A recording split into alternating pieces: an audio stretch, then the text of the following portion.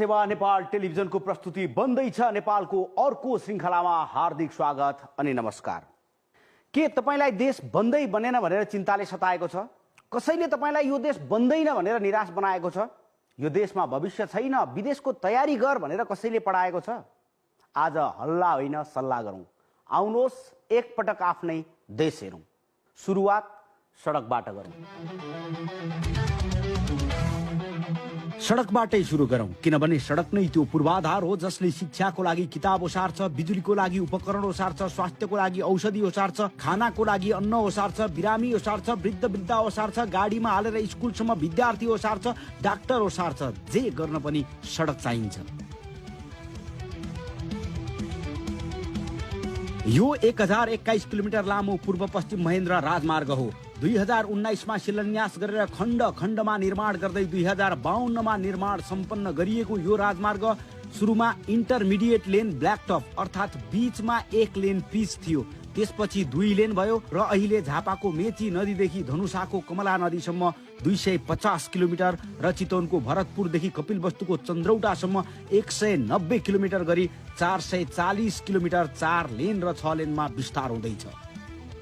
यो महेन्द्र राजमार्ग भन्दा दक्षिणमा अर्को एउटा राजमार्ग पूर्व मेचीदेखि पश्चिम महाकालीसम्म लगभग निर्माण सम्पन्न हुने चरणमा छ। एउटा नमुना हेरौँ। यो हुलाकी राजमार्ग हो।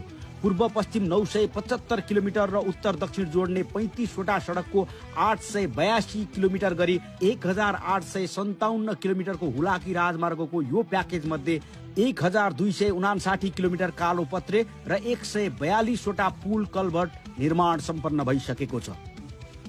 कपिलवस्तु, दाङ र बाँकेमा राष्ट्रिय वन र चितवनमा राष्ट्रिय निकुञ्जको क्षेत्र परेको हुनाले केही ढिला भएको देखिएको छ, तर मानव बस्ती भएका क्षेत्रमा भने यो सडक लगभग निर्माण सम्पन्न भइसकेको छ। अनि यो हो मदन भण्डारी लोकमार्ग। मदन भण्डारी लोकमार्गले महेन्द्र राजमार्ग भन्दा उत्तर चुरेको बीचै बीच मेची महाकालीको यात्रा गराउनेछ। यो सडकको कुल लम्बाइ 1390 किलोमिटर मध्ये 1034 किलोमिटर पिच छ। 142 वटा साना ठुला पुलहरू बनिसकेका छन्।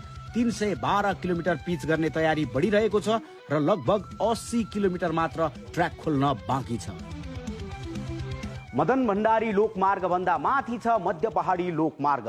महाभारत पर्वतको माथि माथिबाट मेचीदेखि महाकालीसम्म, 5 थरको चिवा भन्ज्याङदेखि दार्चुलाको झुलाघाटसम्म पुष्पलाल मध्य पहाडी लोकमार्गको 1854 किलोमिटर मध्ये 1452 किलोमिटर कालो पत्रे भइसकेको छ र 137 मध्ये 106 वटा पुलहरूको निर्माण सम्पन्न भइसकेको छ।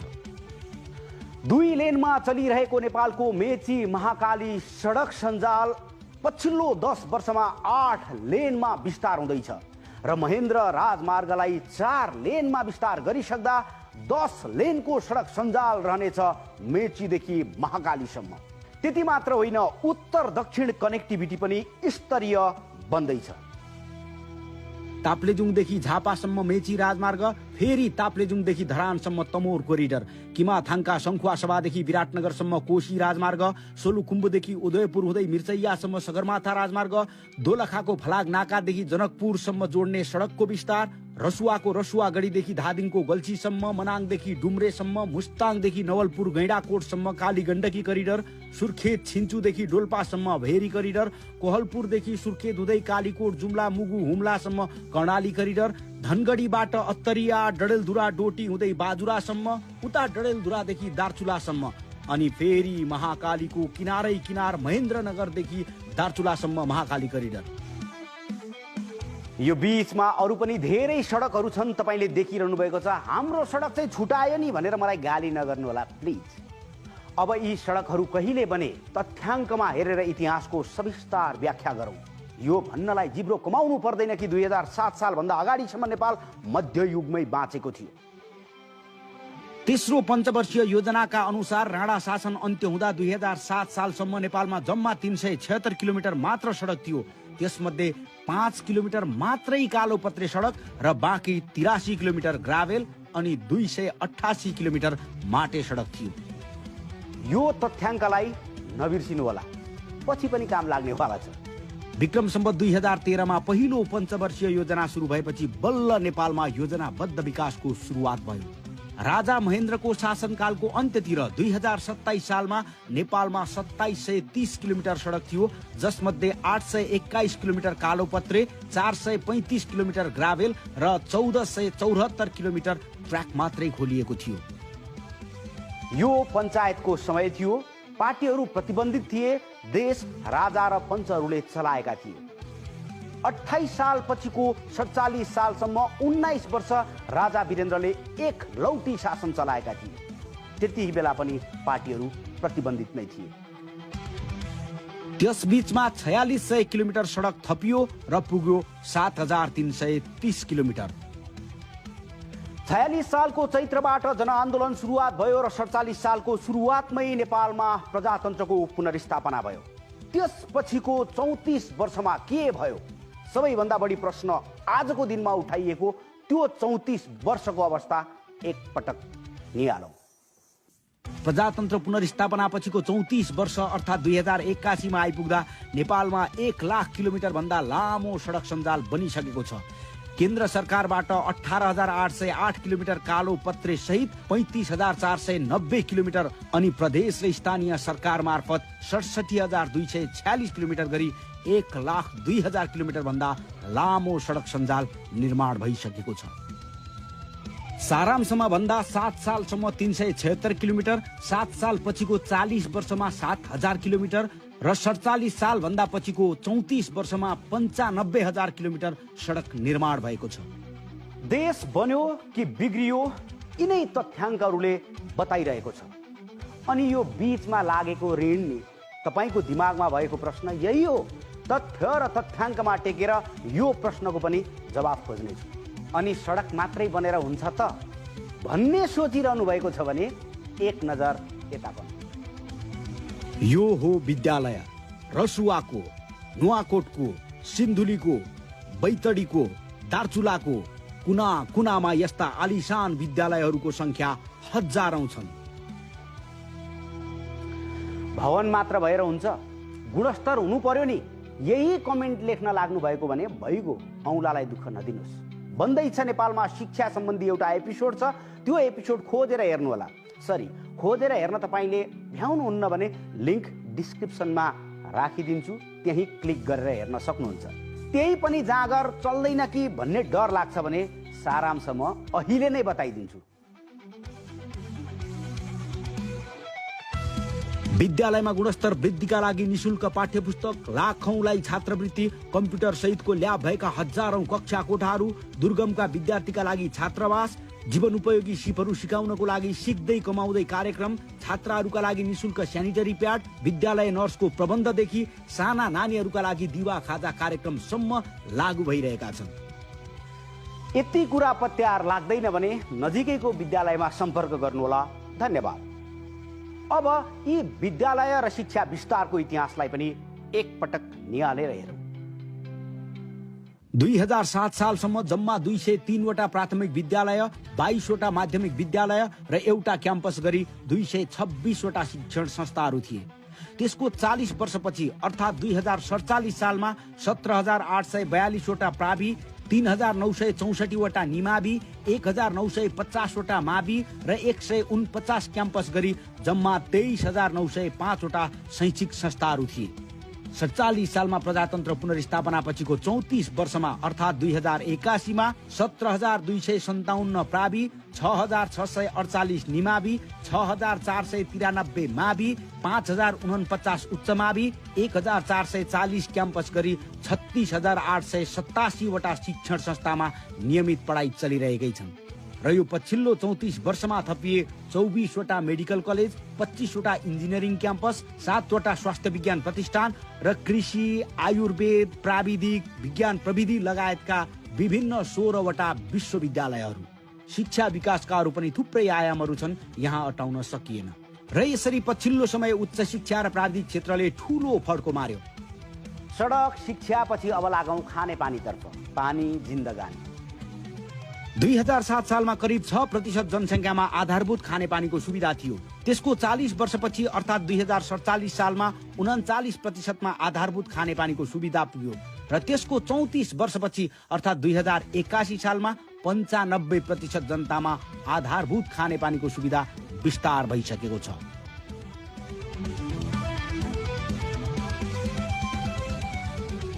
भिडियो हेर्दै हुनुहुन्छ, अडियो सुन्दै हुनुहुन्छ, यसको लागि नभई नहुने कुरा हो विद्युत। अब कुरा गरौँ विद्युतको। नेपालमा सियो पनि बन्दैन भनेर हल्ला चलाउनेहरू हेर्नुहोस्, नेपालीकै डिजाइन, नेपालीकै लगानी र नेपालीकै मेहनतमा बनेको 456 मेगावाट जलविद्युत क्षमताको माथिल्लो तामाकोशी हाइड्रो पावर। र सँगै हेरौँ विद्युतको इतिहास पनि। 2007 साल अघिसम्म 1 मेगावाट भन्दा पनि कम विद्युत उत्पादन हुन्थ्यो र प्रयोगकर्ता थिए 1% भन्दा पनि कम। त्यसको 40 वर्षपछि अर्थात् 2047 सालमा कुल उत्पादन 227 मेगावाट पुग्यो अनि प्रयोग गर्नेहरूको संख्या 8.8%। र त्यसको 34 वर्षपछि अर्थात् 2081 सालमा आइपुग्दा कुल उत्पादन 2877 मेगावाट र प्रयोग गर्नेको संख्या 98% भन्दा बढी पुगेको छ। अनि अकालमा नमर्न चाहिन्छ स्वास्थ्य सेवा। नेपालमा स्वास्थ्य सेवा विस्तारको इतिहास यस्तो छ। 2007 साल अघिसम्म अस्पताल, बेड, डाक्टर, टेक्नोलोजी र टेक्निसियन बिरानो थियो जनताको लागि। जम्मा 2वटा अस्पताल र केही बेडहरू। त्यसको 40 वर्षपछि अर्थात् 2047 सालमा कुल अस्पतालको संख्या 111, कुल बेडको संख्या 4768, स्वास्थ्य केन्द्रको संख्या 816 र मेडिकल कलेज एउटा मात्र। अनि त्यसको 34 वर्षपछि अर्थात् 2081 सालमा आइपुग्दा सरकारी अस्पतालको संख्या 345, कुल बेड संख्या 18,740, स्वास्थ्य केन्द्र 7,979, मेडिकल कलेज 24, स्वास्थ्य विज्ञान प्रतिष्ठान 7वटा, आयुर्वेद अस्पताल 341 र विशिष्टीकृत अस्पताल 40वटा रहेका छन्।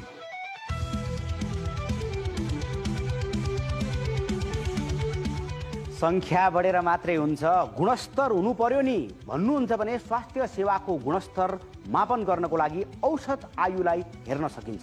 किनभने स्वास्थ्य सेवा राम्रो छ भने औसत आयु बढी हुन्छ, स्वास्थ्य सेवा नराम्रो भए औसत आयु कम हुन्छ। नेपालको औसत आयुको अवस्था कस्तो छ? 2007 सालमा नेपालीको औसत आयु थियो जम्मा 38 वर्ष। त्यसको 40 वर्षपछि 2047 सालमा नेपालीको औसत आयु 54 वर्ष अनि त्यसको 34 वर्षपछि 2081 सालमा नेपालीको औसत आयु 71 वर्ष कटेको छ। शिशु मृत्यु दर 2007 सालमा प्रति हजारमा 200 भन्दा बढी, 47 सालमा प्रति हजारमा 102 र 2081 सालमा प्रति हजारमा 33 अर्थात् 3.3% झरेको छ।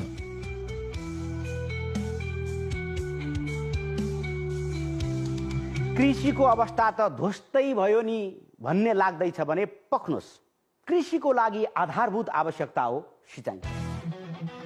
2007 सालमा सिँचाइको सुविधा भएको क्षेत्रफल लगभग 7,000 हेक्टर मात्र थियो। त्यसको 40 वर्षपछि अर्थात् 2047 सालमा सिँचाइको सुविधा भएको क्षेत्रफल 6 लाख हेक्टर पुग्यो अनि त्यसको 34 वर्षपछि 2081 सालमा सिँचाइको सुविधा भएको क्षेत्रफल 15,50,000 हेक्टर पुगेको छ। नेपालमा आधुनिक कृषिको विकास कसरी हुँदैछ भन्ने कुरा बुझ्नको लागि बन्दैछ नेपालमा केही कृषि सम्बन्धी एपिसोडहरू छन्, खोजेर हेर्न सक्नुहुन्छ। हेरौँला भन्दा भन्दै पनि भुसुक्कै बिर्सिन पनि त सकिन्छ नि, त्यसैले म थोरै सम्झाइदिन्छु अहिले नै। प्रधानमन्त्री कृषि आधुनिकीकरण परियोजनामा मात्रै 17वटा सुपर जोन छन्, जहाँ हजारौं बिघामा एकै खालको कृषि कर्म हुन्छ। जस्तो कि चितवनमा केरा सुपर जोन छ, जहाँ 2800 बिघा भन्दा बढी केराको खेती हुन्छ। किसानहरूले वर्षेनी 2 अर्ब 35 करोड भन्दा बढीको केरा बेच्छन्। चितवनको केराको मात्र कुरा गरेको, माछाको कुरा बाँकी नै छ। नवलपरासी, रूपन्देही, कपिलवस्तुको बीचमा 2600 बिघामा माछा पालिन्छ। 2600 बिघामा माछा पालेर वर्षमा 3 अर्ब 60 करोड रुपैयाँ भन्दा बढीको माछा बेच्छन् किसानहरूले। चितवनको केरा र रूपन्देहीको माछा गरी 6 अर्ब भन्दा बढीको आम्दानी हुन्छ। त्यति पैसाले प्रति क्विन्टल अहिलेको न्यूनतम समर्थन मूल्य 3410 रुपैयाँका दरले 17,59,530 क्विन्टल धान किन्न सकिन्छ, जुन 2047 सालको कुल धान उत्पादन 32,11,000 क्विन्टलको 54% भन्दा बढी हुन जान्छ। एकैछिन चितवनमा केरा भन्दा धेरै तरकारी उत्पादन हुन्छ अनि धान, मकै, तोरी, माछा, मौरी अरू धेरै चिजहरूको पनि उत्पादन हुन्छ। केराको चाहिँ सुपर जोन हो र यस्ता सुपर जोनहरू नै देशमा 17वटा छन्। 17वटा सुपर जोन जहाँ कृषिका उत्पादनदेखि उत्पादनबाट चल्ने उद्योगसम्मको स्थापना भएको छ। कोल्ड स्टोरहरू छन्, स्टोरेजहरू छन् जहाँ सरकारले 85% सम्म अनुदान दिने गरेको छ। सुपर जोन पछि जोन 180वटा, जस्तो कि रामेछापको जुनार जोन। कैयौं गाउँहरूमा जुनार नै जुनार बन्दैछ नेपालको एउटा एपिसोडमा तपाईले हेर्न सक्नुहुन्छ। अनि 1600वटा ब्लक, 8000 भन्दा बढी पकेट। यो त एक झलक मात्रै हो। प्रधानमन्त्री कृषि आधुनिकीकरण परियोजना अन्तर्गत मात्र लगभग 14 लाख किसानहरू कृषि कर्म अगाडि बढाइरहेका छन्। 21 लाख रोजगारी सिर्जना गरेका छन् र वर्षेनी 17 अर्ब 43 करोड भन्दा बढीको थप उत्पादन गरेर राष्ट्रलाई योगदान गरिरहेका छन्। सजिलो चाहनुहुन्छ भने मेरै कुरा पत्याउनुहोस्, होइन खोज्न सक्नुहुन्छ भने प्रधानमन्त्री कृषि आधुनिकीकरण परियोजनाको वेबसाइटमा गएर हेर्न सक्नुहुन्छ। त्यतिले पनि तपाईलाई पत्यार लाग्दैन भने लोकेसन हेरेर आफै कृषि कर्मको नमुना हेर्न सक्नुहुन्छ। हेरेको राम्रो, तपाईलाई पनि केही थप आइडिया आउन सक्छ। पछिल्लो समयको प्रगति र विकास यति मात्र होइन, प्रशासनिक झन्झटलाई कम गर्न नागरिक एपको विकास भइरहेको छ। भविष्यको सुरक्षाका लागि सामाजिक सुरक्षा कोष मार्फत बिमा, उपदान र पेन्सन सहितको सुरक्षाको कार्यक्रम अगाडि बढाइएको छ। युवा तथा साना व्यवसायी स्वरोजगार कोष मार्फत युवालाई उद्यमी बन्न प्रेरित गरिरहेको छ। महिलाहरूमा उद्यमशीलता वृद्धि गर्न महिला उद्यमशीलता विकास कोष मार्फत सहुलियतपूर्ण ऋण प्रवाह भइरहेको छ। स्टार्टअप बिजनेसका लागि औद्योगिक व्यवसाय विकास प्रतिष्ठान कार्यरत छ। आईटी को क्षेत्रमा काम गर्ने युवालाई सहज बनाउन अध्यादेश मार्फत कानुनी सहजता सिर्जना गरिएको छ। भूकम्प पछिको पुनर्निर्माण, सबै जनताको फुसको छानो हटाएर टिनको छानो लगाउने कार्यक्रम, वृद्ध वृद्धा, विधवा, अल्पसंख्यक, अपाङ्गता भएका व्यक्तिहरूलाई मासिक भत्ताको व्यवस्था, गाउँमा ज्येष्ठ नागरिक मिलन केन्द्रहरू अनि सडक बालबालिका र सडकमा सहयोगापेक्षी मानवहरूलाई सुरक्षित आवास प्रदान गर्ने कार्यक्रमहरू पनि अघि बढिरहेकै छन्। अब म आइपुग्छु मैले भन्नै पर्ने कुरामा। बन्दैछ नेपाल अपूर्ण वर्तमान, अंग्रेजीमा भन्दाखेरि प्रेजेन्ट कन्टिन्युअस टेन्स। बनिसकेको छैन तर बन्दैछ। नेपाल र नेपालीको दुःखको कारण 104 वर्षको अँध्यारो राणा शासन हो, किनभने संसारले आधुनिकताको अभ्यास गरुन्जेल नेपाल मध्ययुगको अन्धकारमा बाँच्नु पर्यो।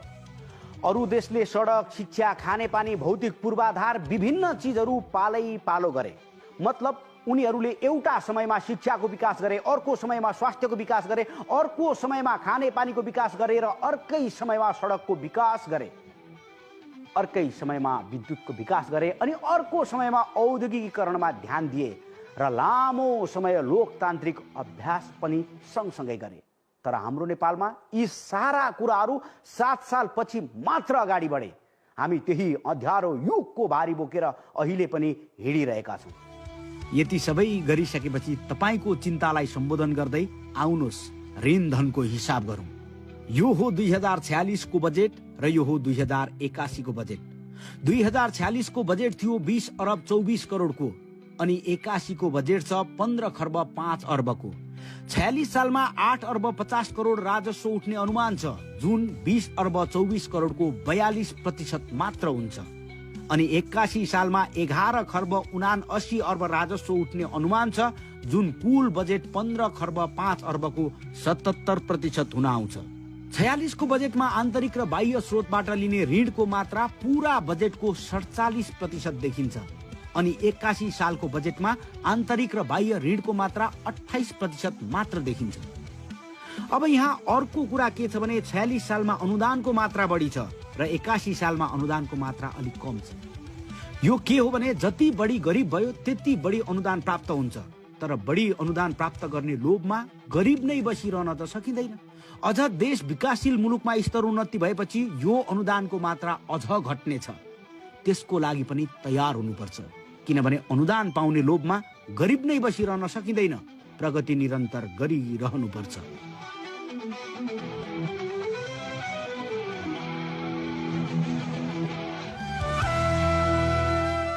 तथ्य र तथ्याङ्कमा नेपालको विकासको अहिलेसम्मको अवस्था, अब यसपछि थप्नुपर्ने गियर अनि विकास र परिवर्तनका यी सन्दर्भमा कुराकानी गर्न हामी सिधा प्रधानमन्त्रीज्यूसँग जोडिन्छौँ।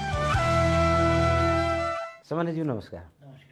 पछिल्लो समय जुन हिसाबबाट तीव्रतर विकास भइरहेको हामीले महसुस गरेका छौँ, हुन त यो अधिकांश त पूर्वाधारको विकासको कुरा छ, तर सँगै यसमा प्राप्त भएका सूचाङ्कहरूले हेर्दाखेरि चाहिँ विकास भनेर जे कुरा मानवको जीवनमै आउने परिवर्तनको कुरा छ, त्यो परिवर्तन पनि धेरै नै भइसकेको रहेछ भन्ने कुरा चाहिँ पुरानो डकुमेन्टको अध्ययन गरेपछि थाहा भयो।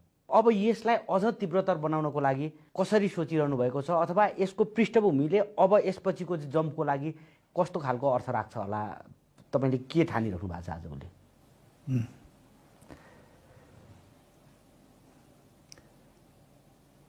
विकास एउटा सिलसिलासँग हुन्छ। त्यो भनेको घर बनाउन लगाएको जमिन खनेर पो बसिया छ भन्छ सुरुमा। खाल्डो पारेछ, खाल्डो पारेर बसिया छ। घर बनाउनु भने त खाल्डो पारेर बसिया छ भन्छ। आलोचना गर्न सजिलो छ। खाल्टामा पो रड सिमेन्ट बालुवा के खाल्टामा पो लगेर हालिराखेको छ भन्छ। खाल्टामै हाल्यो नि भन्ने। खाल्टै हालो, घर बनाउला भनेको त खाल्डो खनेर सब बिगार हो भन्ने हुन्छ। तर आधार नभई, जग नभई, बिम नकसी अनि पिलर नउठाई, अर्को पर्खाल नउठाई, भित्तो नउठाई अर्को तला बन्दैन। मैले चाहिँ पहिलो पूर्वाधारमा जोड दिएँ। पहिले त पूर्वाधार चाहिन्छ। त्यसकारण मैले सडक यातायात, हवाई यातायात, दूरसञ्चार, यी कनेक्टिभिटीका पक्ष, बाटाघाटा आदि इत्यादि यी कनेक्टिभिटीका पक्ष असाधारण रिभोल्युसन भएको छ। होइन भने 72मा म छानिएपछिका योजना, मैले व्यक्त गरेका विचारहरू, मैले छानेका योजनाहरू, कसरी योजना बनाउनुपर्छ भन्ने तरिकाहरू र कसरी त्यसलाई इम्प्लिमेन्ट गरेर हाइवे नै 2टा त नयाँ हाइवे थपिए। 2टा त नयाँ हाइवे, हुलाकी राजमार्ग, मदनभण्डारी राजमार्ग, 2टा त नयाँ हाइवे थपिए र 3 वर्षमा लगभग कम्प्लिट भयो। लगभग कम्प्लिट। अब अलिकति बाँकी होला। त्यसपछि बरु सुतेको छ त्यो। त्यसपछि फेरि सुतेको छ, अहिले फेरि जगाउन थाल्यो। अगाडि बढाएको छ। पूर्वाधारका कुराहरूमा जोड दियो। विद्युत बिना हुँदैन थियो, त्यसकारण विद्युत उत्पादनमा जोड दियो। त्यति बेला विद्युत जो आयोजना सुरु गरिएको थियो त्यसलाई तीव्रता दिएर अगाडि बढाउने कुरा। र यो संयोग होइन, मेलम्चीको पानी काठमाडौँमा झारियो। मेरै समय संयोग होइन, यो त पटक पटक भयो। जस्तो पछिल्लो समय पनि हामीले बन्दैछ नेपालभित्र पनि यो पानी चाहिँ यो गुनासो छ है जनताको भनिरहँदाखेरि अझै धेरै समय लाग्छ होला भन्ने अपेक्षा थियो। तर तपाईँले त्यतिखेर भन्नुभएको थियो कि 1 महिनाभित्रमा नतिजा देख्नुहुन्छ। नतिजा त किशुनजीले जुन हिसाबले काठमाडौँ छ्याल्ल ब्याल्ल पार्ने भन्नुभएको थियो। सडक धुने, सडक छ्याल्ल ब्याल्ल त पार्यो पनि, त्यो नहुनु पर्थ्यो, त्यो नहोस् पनि। इतिहासको एक हिसाबले एउटा व्यक्तिको हिसाबबाट हेर्ने भने 50 वर्ष लामो समय हो, तर इतिहासको हिसाबले हेर्दाखेरि 50 वर्ष भनेको छोटो समय हो। किनभने 104 वर्ष त एउटा परिवारको राणा शासन नै चलाएको थियो यो देशमा। त्यो हिसाबले हेर्दा त 104 को त आधा अलमोस्ट हुँदैछ यो। 250 वर्ष त एउटा परिवारले खायो नि त, ठगिकन खायो नि। अब यो ठाउँमा 250 वर्ष, 250 वर्ष त एउटा परिवारले खायो। त्यसभित्र अर्को ठग परिवार निस्किएर त्यसलाई पनि ठग्ने गरेको, अर्को काबुमा राख्ने गरेकोले 104 वर्ष खायो। अब त्यो जमाना गयो। यसमा समाजले मैले ठ्याक्कै जोड्न खोजेको 2007 साल, त्यो 2007 साल चाहिँ नेपालको बिग जिरो भन्छ नि, बिग जिरो रहेछ। स्कुल लगभग जिरो, यातायात जिरो, शिक्षाको क्षेत्र जिरो, स्वास्थ्यको क्षेत्र जिरो, कनेक्टिभिटी अरू सबै जे छ नि हामी जे सम्झिन्छौँ सबै जिरो। 2-4वटा उनीहरूका लागि आफ्नो उपभोगका लागि मस्तीका लागि बनाएका दरबारहरू थिए। हजुर, त्यति हो। तर त्यसले के सङ्केत गर्छ भने त्यतिखेर बनाउन चाहेको भए सम्भव रहेछ। स्रोत साधन टेक्नोलोजी पहुँच नभएर नबनाएको होइन भन्ने कुरा चाहिँ त्यसले काट्छ। फेरि सिंहदरबार बन्ने अरू नबन्ने कसरी हुन्छ नत्र? हो, अर्को भवन बन्ने, अर्को भवन बन्ने, अर्को दरबार बन्ने, अर्को दरबार बन्ने, फोरा दरबार बन्ने, बाघ के चाहिँ दरबार बन्ने, अर्को के दरबार बन्ने, फलानाको घरलाई चाहिँ फलानु भवन, यस्ता त धेरै बनेछन्। अनि महलहरू कतै केशर महल बनेका छ, कतै बबर महल बनेका छ, कसै व्यक्तिका नामका महलहरू बनेका छन् आफ्ना परिवारका नाममा। तर स्कुल बनेन, हस्पिटल बनेन, स्वास्थ्य केन्द्र बनेन। हामी एकचोटि यहाँलाई फेरि पनि त्यो इतिहासलाई एकचोटि हामी स्मरण गरेर इतिहासको सापेक्षमा थोरै कुराकानी गर्न मन लागेको छ भने चाहिँ हामी एउटा इतिहासको यो रेकर्डलाई पनि हेरौँ। 2007 सालसम्म जम्मा 203वटा प्राथमिक विद्यालय, 22वटा माध्यमिक विद्यालय र एउटा क्याम्पस गरी 226वटा शिक्षण संस्थाहरू थिए। त्यसको 40 वर्षपछि अर्थात् 2047 सालमा जम्मा 23,905वटा शैक्षिक संस्थाहरू थिए। 47 सालमा प्रजातन्त्र पुनर्स्थापनापछिको 34 वर्षमा अर्थात् 2081मा 36,887वटा शिक्षण संस्थामा नियमित पढाइ चलिरहेकै छन् र यो पछिल्लो 34 वर्षमा थपिए 24वटा मेडिकल कलेज, 25वटा इन्जिनियरिङ क्याम्पस, 7वटा स्वास्थ्य विज्ञान प्रतिष्ठान, विभिन्न 16वटा विश्वविद्यालयहरू। अब यसरी जे देखियो, यसरी विद्यालयको सङ्ख्या मात्रै हेरेर हुँदैन, कुन तहका थिए, कति विद्यार्थी थिए, जनसङ्ख्याको अनुपातमा कति भर्ना गर्थे, स्कुल जाने सङ्ख्या कति थियो र ड्रप आउट कति हुन्थ्यो, विद्यालय छोड्नेको सङ्ख्या के हुन्थ्यो, पढाइ कुन तहसम्मको पास गरेका कति हुन्थे। पहिली एकजना सबैले नाम सुनेका व्यक्ति हुनुहुन्छ पूर्णबहादुर एमए। उहाँले आफ्नो नामको पछाडि एमए लेख्नुहुन्थ्यो। किन लेख्नुहुन्थ्यो भन्दा त्यस बेला एमए लेख्नुको ठुलो अर्थ हुन्थ्यो। पूर्णबहादुर को हो भन्दा थर लेख्नु भएन उहाँले। त्यस बेला उच्च पढाइ भएका, उच्च पढाइ, उच्च दक्षता, उच्च ज्ञान, उच्च सिप नभइकन देश बनाउन सकिँदैन। साक्षर मात्रै भएर मान्छेले लेख्न पढ्न त जान्यो, देश बनाउन सक्छ? उसमा प्राविधिक ज्ञान हुन्छ, उसमा त्यो तहको त्यो उच्च शिक्षाको ज्ञान हुन्छ। त्यो नभएपछि उसले कसरी देश बनाउँछ? त्यसकारण देश बनाउन उच्च शिक्षा चाहिन्छ। उच्च शिक्षा चाहिँ कति थियो त्यस बेला? 46-47 सालतिर मान्छेहरू चाहिँ एसएलसीको रिजल्ट चाहिँ एउटा गोर्खापत्रमा छापेर आउँदा अड थियो। भनेको एसएलसी पास गर्नेको सङ्ख्यै कम थियो। 200 वर्ष शासन गरेकाहरू, 200-250 वर्ष शासन गरेकाहरू के भन्छन् भने अहिले केही पनि भएन।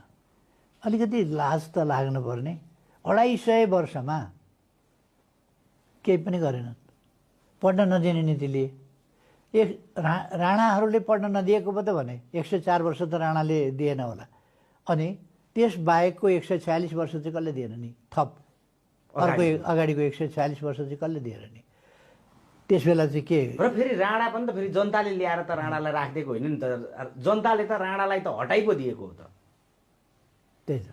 तर इतिहासको एउटा यस्तो शून्यताको बीचबाट हामी उठेर आएका रहेछौँ। मैले यो रिपोर्टको लागि पञ्चवर्षीय योजनाहरूको अध्ययन गर्दै गर्दा, इतिहासको अध्ययन गर्दै गर्दाखेरि 7 साल एउटा यस्तो पोइन्ट रहेछ जहाँ हामी प्रत्येक चिजहरूमा जिरो थियौँ। नेपाली जनताहरू हामी एकपटक हस्पिटलको पनि त्यो जिरोबाट अहिलेसम्मको समयलाई थोरै हेर्नुहोस् भनेदेखि 2007 साल अघिसम्म अस्पताल, बेड, डाक्टर, टेक्नोलोजी र टेक्निसियन बिरानो थियो जनताको लागि। त्यसको 40 वर्षपछि अर्थात् 2047 सालमा कुल अस्पतालको संख्या 111, कुल बेडको संख्या 4768, स्वास्थ्य केन्द्रको संख्या 816 र मेडिकल कलेज एउटा मात्र।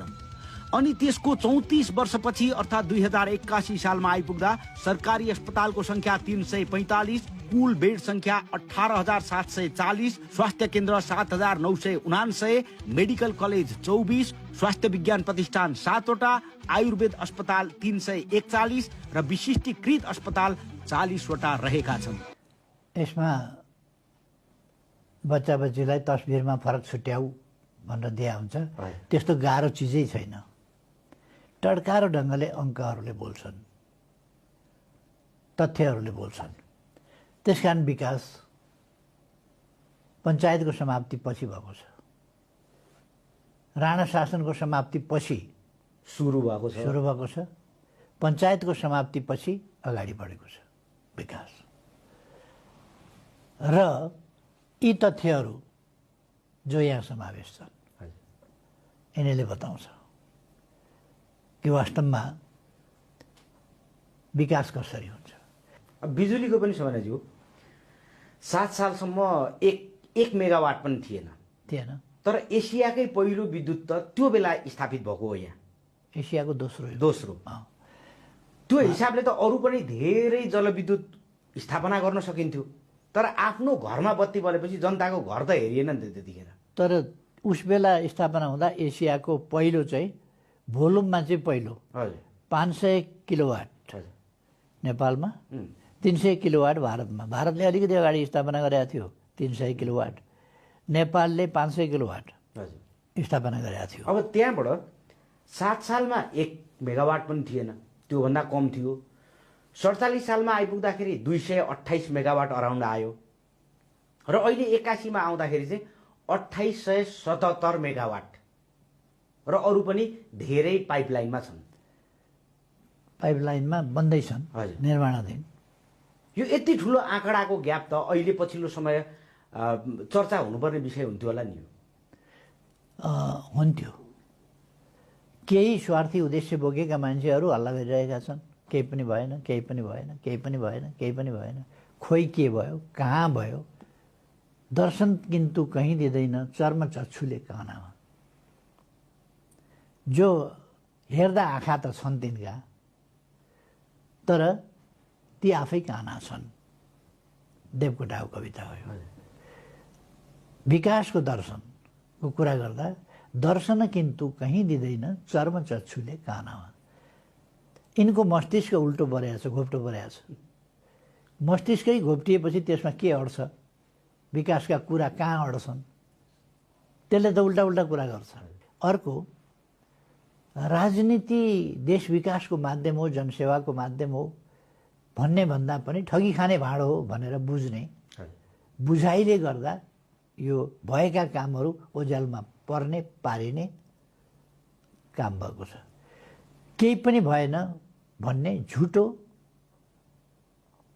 भाष्य खडा गरेर भ्रम छरिएको छ त्यसकारण भएन होइन भएको छ तर हामीले खोजेको जस्तो भइहाल्ने पनि समय छैन नि त मैले दावाका साथ भन्छु मैले प्रधानमन्त्री भएर चलाएको 3 वर्ष कुनै पनि नेपालको इतिहासको 3 वर्षको कार्यकालसँग दाँच्नुहोस् म आग्रह गर्छु कुनै पनि कालखण्डको नेपालको हिस्ट्रीको कुनै पनि कालखण्डसँग दाँच्नुहोस् कुनै पनि कालखण्डभन्दा 4 गुणा भएन भने पनि भन्नुहोस् मलाई भन्नुहोस् यो त गफ भएछ नि भनेर अर्को एकातिर विकासको पूर्वाधारतिर ध्यान दियो अर्कातिर समाजलाई पनि हेर्नु पर्यो नि गरिबलाई अगाडि बढाउनु पर्यो नि चुनौती भनेको त गरिबी निवारणको हो 4000 भत्ता पाएपछि मान्छे भोक मरी भन्ने छ नि त्यसबाट त मुक्त भयो भोकै चाहिँ मर्दैन यो त औषध आयुमा डिस्प्ले छ नि राणा शासनको अन्त्य हुँदा 38 वर्षमा मान्छेको जीवन सकिन्थ्यो औषध आयु पञ्चायत सकिँदा 54 वर्ष थियो अहिले 71 वर्ष छ औषध आयु 71.9 भनेको 72 वर्ष हो 72 वर्ष अराउन्ड यो अलिक अगाडिको आँकडा हो अहिले 72 माथि गइसकेको छ यसका पछाडि दुईटा कारण छन् एउटा हामीले मातृ शिशु कल्याणको प्रश्नलाई हाम्रो भविष्य भनेको हाम्रा सन्तति भन्ने कुरामाथि हामीले विशेष ध्यान दिएका छौँ हाम्रो जनता त्यसमाथि ध्यान दिएका छौँ ज्येष्ठ नागरिकलाई पनि मर्न नदिनका लागि रकम दिएका छौँ ज्येष्ठ नागरिकलाई स्वास्थ्य बिमा गरेका छौँ उपचारको प्रबन्ध गरेका छौँ गाउँ गाउँमा हस्पिटल खोलेका छौँ उपचार पाउन सक्छन् अनि मर्छ कसरी बाल मृत्यु दर अघि नै चर्चा त्यसमा आयो क्यारो अब अहिले त 32,000 झऱ्यो 200बाट 33मा झऱ्यो अथवा अहिले 3%, 20%बाट 3%मा झऱ्यो मृत्यु झरेको त त्यसो भएपछि लङ्गेभिटी त्यसले बढ्ने भयो। एउटा बच्चाको मृत्युले धेरै मान्छेको आयु घटाइदिन्छ। त्यसो भएर त्यसले पनि काम गर्यो। अहिले त हामीले त सुत्केरी हुने महिलाहरूलाई पहाड दुर्गमबाट 8 लाख 10 लाख 12-15 लाख हेलिकप्टर खर्च गरेर सुत्केरी गराउन सुविधा सम्पन्न हस्पिटलमा पुर्याएर बच्चा जन्माउने गरेका छौँ त। हो अहिले हस्पिटलमा हुने चाहिँ सुत्केरीको सङ्ख्या पनि एकदमै राम्रो पर्सेन्टेज छ। राम्रो छ। म आफै जन्मिँदाखेरि आमाले गाईलाई घाँस हालेर 4 कानलाई उक्लिएपछि बाँकी 3 कानलाई उक्लिनुभन्दा बिचमा म जन्मेको। आमाले मलाई बोकेर आँगनमा ल्याएपछि बल्ल